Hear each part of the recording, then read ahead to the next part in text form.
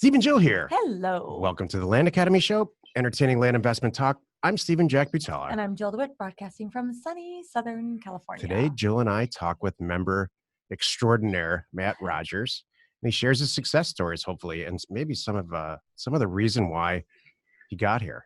That's really what I'm interested in. Exactly. Before we get into it, let's take a question. Before we get into it, I would love to actually. This is the question. Love to know how you got here. And don't leave out any details. In the summer of 2017, I had taken a break from television producing, which I've been doing for 15 years, and was just kind of burnt out with the travel. I've been on the road for almost 10 years and had some great experiences, met a ton of cool people, have a million awesome stories to tell at parties. But at the end of the day, I didn't really have a ton to show for it. The money was good, but when you're on the road that much, it's just, you get burnt out after a while. So I started looking for ways I could work less in production and do something more for myself. And I started just digging into bigger pockets and figuring out different real estate avenues, things that you could get in with not a ton of money. And they kept coming back to land. And honestly, there's 3 or 4 kind of main educators in the space. And with you and Jill being one of them, I just started listening to podcasts and kind of connected with you guys and listened for a couple of months, tore through all the podcasts, and just decided to join. I joined in September of 2017 and just said, you know what, let's give this a shot and see what we can do. And, I had about $10,000 I wanted to, kind of ante in with and just see where it could take us. What's your bank balance now, Matt? It's a little more than 10,000. Oh, wait, we didn't hear. What was the answer? I didn't hear the answer. You just said a little more than 10,000. 12,000 is good. So no, it's been a pretty crazy ride for the last, I think we're going on a little under a year and a half now. And honestly, the first 3 or 4 months was just kind of almost dipping your toe in the water and kind of testing for reason, as you like to say, and just making sure that you weren't going to lose a ton of money, or you just want to make sure it works. Yeah. What does a television producer really do? Every time I see it on the credits in the before and after anything we watch, it's like produced by X. And my initial reaction is, yeah, they just put a bunch of money into that thing and that's it. There's those type of producers. Those are usually on movies and things like that. Executive producers, people that just, are the money people. Okay. As we know what we do, there's money people in our business too. And on my level, I did more unscripted things like Travel Channel, Food Network, HGTV shows. So I would run with a small team. I would usually have a couple of camera people, an audio guy, maybe a couple of assistants. And my job was to direct and also make sure all the logistics were in place while we were on location. So basically I was the boss. It all fell on my shoulders. And we would sink or swim based off of my leadership. Like make sure people show up and stuff? Make sure the talent shows up on time, make sure they know what to do, make sure the crew shows up. When you're on location, out wherever across the country or across the world, and, some people go out and have late nights and you got to make sure they show up the next day in whatever condition they're in. So there's all kinds of, it's basically adult babysitting. I'll just put it simply. That completely explains why you're so good at buying and selling real estate. Yeah. Because that's what this is. Yeah. That's what we do. Jill and I. Deal babysitting. Jill and I babysit our staff. I'm not afraid to say it because they listen to this stuff now. We babysit our staff and you babysit these real estate deals. Yeah. We were ready to go out to dinner last night. Yep. And we're signing stuff, trying to figure out, how to print stuff off like it's 1968 and sign it and scan it and send it back. Because they didn't give me a DocuSign, which is silly, but yep. That's what this business really is, truthfully. Mm-hmm. It's amazing how many parallels there are between what I did and what this is. This is obviously a lot more data driven, but I thrive more in the people aspect of it. And that part of it is kind of what I feel like has really helped me out in, being able to do a fair amount of deals in, a little over a year. Right before we started this episode with you, I turned to Jill and I said this. Yep. I am fascinated and vastly respectful because you and Jill have you approach real estate investment and flipping properties it's the same way. It's all very personal, personality and person based. And I've spent the last 30 years devising these systems so that I don't have to talk to anyone. That's what the mail was. That's and then you guys you have no problem diving right in, Picking up the phone and calling people and saying you're going to buy the property or you're not going to buy the property or whatever. So that's really what I wanted to talk about with you today. Like, were you born with that? Were you like that in grade school?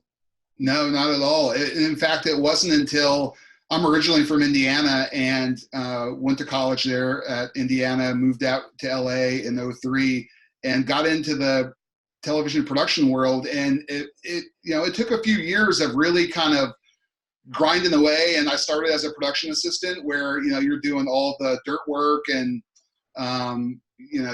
you're just kind of doing what anyone tells you to do. And you have to kind of suck it up and deal with it or you're probably not going to work. So after a couple of years of that, you kind of start developing a thick skin and then it's all relationship driven, pretty much everything is, but especially in the entertainment world, everything is production driven. There's, aside from camera people, editors and audio people, there's not people with a ton of skill. So it's all who you know and who knows you. And, besides that, it's all personality driven. The three of us are right sitting in front of a camera right now with producing audio and video, and we have no skill. I can say. Yeah. But we showed up. Yeah, we're here on time. We're here. We started the thing on time. And that's another thing too, showing up, right? Just show up and turn the mics on, turn the cameras on, and you're beating 90% of the rest, right? Exactly. Yep. My favorite book is by Bill Gates Sr., Bill Gates' father, called Showing Up for Life. And he says, he's the first paragraph is, I wrote this book to stop answering questions about, how do you produce a kid like Bill Gates Jr.? And it's called Showing Up for Life. And that's what he says. He's like, I just showed up for my kid's childhood. Bill showed up for his whole thing. And the rest is just kind of fell into place. Mm-hmm. Well, I wish it was that simple. It's true. And I think a lot of it too is just, there's that saying like, be where your feet are, right? So wherever you are, try to be present. And if you're doing a deal and you're talking to somebody and you talk to so many different people in this business that if you're distracted and it happens, you could have, 10 deals going on at once and the phone's ringing and you got emails flying in but if you're able to just like kind of hone in and connect with the person you're speaking with on the phone or whatever that is, it really shows. If you feel distracted by what you're doing, people pick up on that, and it doesn't foster a good relationship, especially when you're trying to buy or sell something for what we buy and sell for. Exactly. So everybody remembers their first deal. What was your first deal like? It's funny because it took me about little over 2 weeks to finish the training. And once I got through the videos, I just said, okay, you know what? I'm putting the mailer out. We'll see what happens. And I mailed. I did it exactly how you guys taught, and I did 3 counties, 1,500 mailers, 500 each county, and to diversify. And the first 2 counties I bombed. Those are the first ones that came back, and I got a bunch of hate. And one county I had no response. It's like I didn't even mail it. It's like the mail never showed up. It did, obviously, because I sent myself a letter, and I just got nothing. It was kind of weird. And then about a week later, I started getting calls, and I mailed some county in Tennessee in the middle of nowhere. I don't even know how I picked it. And I started getting deals. And the very first deal was exactly as you taught in the original cash flow from land program. Some lady calls and says, hey, I have 1.2 acres. It's in the middle of nowhere. I've never been to it. My mom died and left it to me. I have nothing I'm going to do with this. I'm just paying taxes on it for no reason. The taxes were nothing. They were like $12. But she just said it was a hassle. And sure, I will take your $1,200 offer. Like, when can I sign and when can I get paid? That's it. Perfect. And that's exactly what happened. And I bought it from her, and the way you talk about it in the original program, it happened to a T. And I put it on Facebook. I put it on Craigslist. I didn't really have any kind of business structure set up. I did it in my own name. And it took about 6 weeks, and some guy bought it for $4,000. There you go. Wow. Can't pay for that. That's it. Can't pay for that kind of testimonial. Yeah. And then that started the whole thing. It started the whole thing. And, to be honest, it was the longest 6 weeks because I had no idea how long this was supposed to take. Right. a lot of the things we talk about is trying to get out in under 30 days. And that doesn't always happen, but I got to the 30-day mark and I'm like, ooh, is anybody going to buy this? I'd been getting calls and I was nervous talking to potential buyers because I didn't really know what I was talking about. Kind of had, imposter syndrome almost. You're just kind of faking it and trying to figure out what you're doing. And some guy came along and said, hey, I know where this is. And I just want to park my camper there and there's no restrictions. And where can I pay you? So did you get a check? Did you get a wire transfer? Did you put it in your personal bank account? Like, did you roll it into the next deal? I'm asking these silly questions, Matt, because we live close to it. I can ask you these kinds of questions. And I can't ask some other members these kinds of things. So give us like the details because everybody loves that. Yeah. Yeah, no, it's not silly at all. So I had a mobile notary go out and meet the guy and did the deed, just like Jill talked about in the original cash flow program. And the guy handed her over a cashier's check, and I had a FedEx envelope waiting for the notary to overnight it back to me. Just like the program. Just sent it right back, and I went to the bank, and 2 days later, it was in the account. Love it. What's your favorite part of this business model, and your least favorite part? Good question. I really struggle sitting in front of the computer and scrubbing data, and I do it. You have to do it. There's no way around it. It's not my favorite thing to do. I don't hate it because I've kind of gotten in a rhythm of how I like to do things, and I don't know if that's how other people do them. There's probably a much more efficient way to do it, which I would actually love to learn from other members. But I just kind of have my own system, and find an area, download a ton of data, sit down for a day or two, scrub it all out, price it. And I kind of like to be out and about, and, I'll go ride my bike on the beach, walk on the beach, take my dogs out. And then, I can do business on my phone, right? So I can answer calls and emails from pretty much anywhere, which is the great part of it. That's what I love about this business. You can be anywhere. It's great. That's great. So what's your favorite part? Aside from cashing the checks, what's your favorite part? What's really cool is I've had a couple of sellers come back to me, buyers, people I've sold to. And one guy in particular, this is kind of a cool story. I had this kind of weird 3-acre property that was landlocked, and I bought it for nothing. I bought it for $2,000. And it was a little over 3 acres in Tennessee. It had a really cool creek running towards the bottom of it, but there was really no way to access it. The only easement was a guy had a fence up, and I sent a photographer out to go look at it, and the guy wouldn't get through. The guy came out with a shotgun and was like, "You're not going past this gate." And the photographer said, "No problem." Okay, turned around and hightailed it back. And so I got no photos. And I just did some Google screenshots and things like that. Ended up selling it to a guy. He bought it. Wasn't quite sure what he was buying, but he thought he liked it. And I ended up giving him the info for the guy who owns the property on this side, that has street access. And I said, I don't know if this guy's interested in selling, but I have access to his information. Call him and see if he'll sell to you. And then you'll have 6 acres with road frontage and power. And sure enough, this guy called him for 6 months, finally got a hold of him. And the guy goes, "Where have you been? I've been dying to sell this thing. I bought it for my dad. He just died. It has septic on it. It's literally ready to go." And this guy turned around and bought it from him for 10 grand. So I sold him 3 acres and then put him in position to buy 3 more acres. He called me a month ago and was almost crying, like really nice guy. It was just like, "You have no idea what you did for my family and I. We live in Illinois. We're trying to get down to Tennessee. And we now own 6 acres with septic on it. And we can literally go move and build our little house on there immediately." He's like, "I just can't thank you enough." That's so cool. So this is why I was excited to talk with you this morning, because this is what happens to Jill all the time.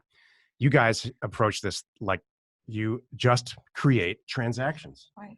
And I do not approach this way at all. And it's fascinating for me. So if I had to guess, the majority of the people that are in our group are data people, because just that's how we sell this. Right. That's what we talk about. But it takes personality. And Jill just doesn't stop. Like you don't stop. And that's what I think you created a transaction and changed somebody's life. So exactly. It's not just real estate deals that we do, Well, you saw, Matt just said, like we just did some shows on this that are coming up, that, you're solving this problem for the seller and you're solving a problem for that buyer. You solved it for him and he came in at the right price and he couldn't be happier. And that's so cool. By the time this airs, those shows will have aired. Okay. And they're called solving problems for a buyer, one show, and solving problems for a seller. Literally. And that's what we do. Right. We don't, it's not a real estate agent thing. Nope. We don't maximize price or put up curtains and stuff. Exactly. We're really like you described your first deal. It's perfect. You solved that woman's problem. Yep. And it was simple. I didn't have to do a whole lot. I just sent her a check and she sent me the deed, and I recorded it myself and did all that fun stuff, and turned around and sold it in 6 weeks. That's great. I want to hear Simple. some of the deals that you're doing now. Like, I know you've taken it to another level. So if you would share with us what you got going on. Well, let me say first that for, let's say, maybe the first 9-10 months, was kind of toiling in the buy for 2, sell for 8, which is fantastic margins. There's nothing wrong with that at all. Right. In that world. And then I just decided I wanted to try to do a little bit more. And what really inspired me was coming to the live event in last October. I'm so glad. And it's really kind of odd because you work on this island, you're all by yourself, kind of in your office, and you wonder, does anybody know or care what I'm doing? Of course you're buying and selling properties, but at the end of the day, I mean, honestly, it's kind of a lonely business, So obviously you two work together, you have a team, so you have people to bounce stuff off of and get stuff done. I'm kind of a one-man band, and it kind of wears on you sometimes. So going to the live event and meeting a bunch of people who literally said the exact same thing. Yep. Everybody was like, people couldn't have been happier to meet each other. Thank you for that. That was really cool. I'm so glad. And out of that, I made several business partners. I've done deals with probably 3 or 4 different people in the group since then, and we've all made money. And yep. Hey, are you coming to the what? Is it You're in coming. October, Joe? You're so you know about the next October, right? I'll be there. Okay. I Okay. know. Yeah. Exactly. So do you wake up in the morning now and just like, it's all standing on its own legs now, right? You're making enough money to. Oh yeah. So you're in for life kind of thing. I'm not sure we covered that earlier, but so when I stopped working in production, I didn't necessarily aim to start doing this to replace working in production full time. It just kind of happened. The first 6 months were a little lean, turning deals and making a few bucks here and there and stuff like that. But, I had savings set aside from having worked for a while, and that wasn't really that big a deal. But, over the course of the last 6 to 8 months, there's definitely enough money coming in now where if I want to work in the production world again, I can, and be choosy about what I do, as opposed to years ago having to take whatever job came down the pipeline as a freelancer because you need the money or whatever it may be. So and just for the record, I haven't worked in production in 2 years. So I've been doing this you could say full time for a year and a half. But really I feel like the focus has been in the last 6 to 8 months, like really making some money. That's cool. So you guys don't have any kids, right? No kids, no. So do you wake up in the morning and just look at yourself in the mirror and say, man, I figured this all out? No, not at all. I have some awesome dogs. I love my wife, and I don't have any children. And I buy and sell land, and I can go to the beach today. Yeah. That part's cool. Yes, that part is great. In terms of having it all figured out, absolutely not. I still feel like I don't know what I'm doing. But it's pretty simple. Like the great thing about the original Cash Flow from Land program was you made everything so linear. You and Jill very easily spelled out A to B to C to D, and just follow the steps, and you can kind of get creative and improvise after you get the basics down. Yeah. And I feel like a lot of the people I talk to in our group kind of have their own way they do things, and so do I. But it's really cool to learn how different people do different things, especially once you get out of the beginner phase and know that you can kind of put your own little spin on how you like to operate. Yeah, I mean, once you get the confidence to turn deals on your own and make it your own, which is obviously what you've done. I mean, you're in the advanced group, and that's why, because everybody in the advanced group's got a different opinion about the same deal. Right. And that's what I think, that creativity. I'm sure that's what happened in production too, in television production. You bring that creativity to it, and that's what makes it come alive. Well, this is better because at the end of the day, it's there's a scoreboard, right? You can see the dollars you make, you can see what you buy for, see what you sell for, and there's a scoreboard involved. In production, which I love the creative aspect of entertainment and making television and all that is great, but there's no scoreboard. It's all subjective. You know, you make something and then it disappears into the abyss and you don't see it for a year, and then it shows up on TV, and then you might not know how something got edited or whatever the end product might be. You sometimes don't have any control over. Well, here you have all the control, which is awesome. I love it. There's no way to explain that to somebody who's never been through it, because we're talking into a camera right now, and it's actually fun. This is unusual to talk to somebody in an interview, Right. but the vast majority of what we do is just talking into a camera, and I don't know if that worked or not. Right. You know, and we're coming up on show 1000, so it must be working, right? So Let me tell you, it works. So whatever. Really, to feel it, talk innocent is just nothing but comes back. Yeah. I know it's tough, you know, but you also you two have a direct line to the people you're talking to, you know, whether it be the member call, the advance call, other avenues of communication that you have. So, you know, I feel like you guys are definitely able to get the feedback, I'm sure, if you really want. And I'm sure some people aren't shy about giving it to you, I'm sure also. No, they're not shy at all. It's funny you mentioned the original program, the cash flow from land program, a few times now, and we never get any positive feedback on that. We only get positive feedback on version 1 and version 2, you know, 1.0 and 2.0. And it's interesting that, because you must think, because I put that together and I look back on it now and it seems disjointed, and it's interesting that you see it as a linear thought process. That's how I see it. But a lot of people, it's a lot longer than the other stuff that we produced. Yeah. So. Well, I think also, you know, a lot of some of the technology and data services and a lot of that has just rapidly changed since then. So part of it is kind of dated with that, but like the nuts and bolts of it are the same, right? Like you're downloading data, scrubbing it, pricing it properly, and sending out offers, right? That's the lifeblood of this. So if you don't continue to do that, then you're not going to get any deals. Right. Exactly. So what's going on now? What are your goals for this year, and what are you working on? I'm working on quite a bit right now. I've done some partnerships with a few other of the advanced members in the group. Just did a deal in Sacramento that closed last month with one of the advanced members that took about 90 days to sell as a commercial property. And we got in at a really good price, and we doubled our money almost, and probably could have got a little more for it, but we ended up, well, the crazy thing is it was in the middle of the city of Sacramento. And as we know, I've never dealt with this before, so this was all new to me. Homeless people had busted through the fence on our property and set up a little camp. And it took a couple of weeks for the police to shoo them out, and they trashed the property. Oh. And so I ended up getting a letter from the city, you know, saying, hey, you have 30 days to clean this up, or, you know, you're going to start getting fined pretty heavily. And this is right around the time we started talking to a buyer who was as flaky as they come. And he ended up kind of buying at the 11th hour. We're literally a week or two away from having to figure out, do we get people up there to go clean this up?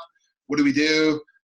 This long distance for both me and the partner on the deal, and just something we really didn't want to deal with. And we told the buyer what was happening, and he was getting such a smoking deal on it. We doubled our money, and he got a smoking deal on it. So, you know, I know that's what is talked about a lot, is make sure your buyer gets a good deal too. This guy got a great deal. And we said, hey, part of the great deal is this is now your problem. And he said, okay, no problem. Can you share the numbers with us? What you bought it for? Yeah, we bought it for $27,000 and sold it for $56,000. And it's what is it worth? We had it originally listed at 80. We thought it was actually worth closer to 100. There were some other commercial properties in the area that were going for somewhere between 80 and 100, but they were kind of longer days on market. And we had a couple of false starts with some buyers in the 65 to 70,000 range that kind of flaked out for whatever reason. And so this guy came around and kind of, I don't want to say he lowballed us, but he shot us a number, and we said, hey, look, okay, well, around the time that we started getting violation notices, 55 grand didn't sound that bad. So 56, whatever it was, somewhere in between there. So we took it and doubled our money and got out inside 90 days. And who's going to complain about that, right? Yeah. Exactly. That's awesome. How many deals are you doing right now? Just ballpark. Yeah. I have 2 deals that are closing on the sale side right now that are going to be pretty nice. And I have 4 I currently own that I'm selling, two of which are problem properties that I should have never bought. Yep. And all of us, even at this stage in our career, Yeah. we are dealing with, there's one property. Oh yeah. We are spending, I bet we put together 10 hours on this thing. Anyway, go ahead. Yeah. But that's where you learn, right? You don't learn from your successes, you learn from the failures. And this is kind of a funny story. So I send out mail to a county just outside Nashville. I do a lot of work in Tennessee. And this guy gets back to me and says, hey, I got 2 acres, would love to sell to you. The county assessed value is 18 grand. I got him down to 10 grand. And I never had anybody go out and look at it, which is a huge mistake. I'm not doing that anymore. You have to have somebody go out and look at the property. Yeah. I just kind of bought it completely sight unseen. And I've been sitting on it for 6 months now, and I can't sell it. I'm going to end up taking $1,000 or $2,000 hit on it. But basically, I bought it with the intention of, this old man was telling me, hey, I have 100 more properties that I'm willing to sell to you, but let's get this one in the books first. And we got it in the books, and then, kind of disappeared shortly after that. So I'm guessing this was his problem property too. Yeah. So shame on me. Now I know better. If we're going to do it, and you discussed it before, get a release, get a list of properties is very specific. What are you going to sell me next after I buy this? And get a release signed on both sides. Yeah. What's wrong with this one? Why isn't it selling? It's it has full road frontage. It's almost 2 acres, but it's very narrow. So the property hugs almost too much of the street, and it's pretty heavily sloped. You can put a mobile on it, which is great. The problem is somebody's going to have to spend some money for some dirt work to put a pad on there. So, I'm not kidding, I've had 40 to 50 people go out and look at this thing. And even when I had it listed at 20 grand, people thought it was a smoking deal. And they went out, took one look and said, nah, no thanks. But that's okay. I'm going to end up at least breaking even, or maybe losing a few thousand. And this is going to be the first deal that's really gone sideways. So not a big deal. I know you're looking at a lot of properties in San Diego County. Did you have success there? No, I didn't. All the properties that came back on that one just had and I might have been a little gun shy about a couple of them that maybe somebody else might have done. But the ones that came back that were looking to sell just didn't feel like great properties. And there would be something I feel like that would have prevented me from selling them. And down there, people know they're worth a little bit more than maybe out in the sticks somewhere else. And there are deals to be had. I know Luke does a ton of deals down there. But I've only mailed it once and did a pretty hefty mailer, and nothing really worked out for me there. San Diego County, in my opinion, a lot like Los Angeles County. The terrain is very, very, very diverse. So there's a lot of property that was subdivided and it has an APN associated with it that's completely non-usable in a massive metropolitan area. And so I've been kicking around, Joe and I have been kicking around the idea, and I know this. And I know this because I've mailed both of those counties, and we've actually hit a couple out of the park, but the vast majority are like, no one's ever going to be able to use this property. So I've been kicking around the idea of doing some advanced content, or I don't know what we would call it, some type of content that shares that experience, to help people in the future kind of avoid it or not. But, Luke's killing it there, and it's just not for you, but you're killing it in Tennessee. And I'm sure there's some people in Tennessee that just couldn't make it work for whatever reason. So totally. Then I ultimately decide not to do it because, because of those things, Exactly. it's to each his own kind of thing. Yep. So absolutely. And it's just one of those things where the properties that came back with willing sellers just didn't feel like a great fit for what I was trying to do. And that's fine. There's other areas of the country that, maybe more kind of deserty properties in San Bernardino or Riverside or something, where it's a little more flat and this is just kind of a desert square. But I've never really mailed those either. So I've always kind of stayed, honestly, like I've done some Sacramento stuff, but other than that, kind of east of the Mississippi really is where I've done most of my work. Eastern San Diego County and northeastern Los Angeles County, we've done great there. It's flat and usable. Mm-hmm. So it's everybody's, it's whatever makes sense to you. Isn't that funny? We all have different things. Like Justin's like, I don't do desert property. Yeah. He's like real vocal about that. I understand. So yeah. No, absolutely. And I don't have anything against desert property at all. And there's people making a killing out there and doing tons of deals with it.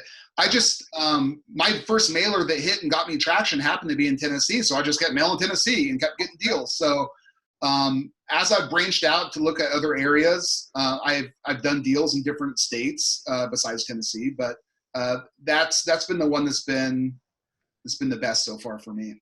That's cool. So where are you from in Indiana? I'm from Indianapolis. Okay. Have you considered mailing there? It's funny you say that. I did mail the surrounding areas, had some properties that came back, and this was during the infills. I was doing almost exclusively infill mailers for about 6 months and had really good success with it the first 3 months, and then kind of tailed off pretty hard the last 3 months. And in central Indiana there, I struck out. There's a few lots that I could have bought, but the price just didn't quite work out. But I've since kind of gone into bigger acreage, and I've mailed areas in southern Indiana, which I know pretty well, where I went to school. And I'm working with a realtor in the area, and he works exclusively with land. So he and I have kind of developed a game plan for areas to target, areas he knows, and the mail's out. It's going to hit this week. So what's the deal? Week. Like you have a Awesome. land specific realtor. What's the deal that you kind of cut with him? Yeah.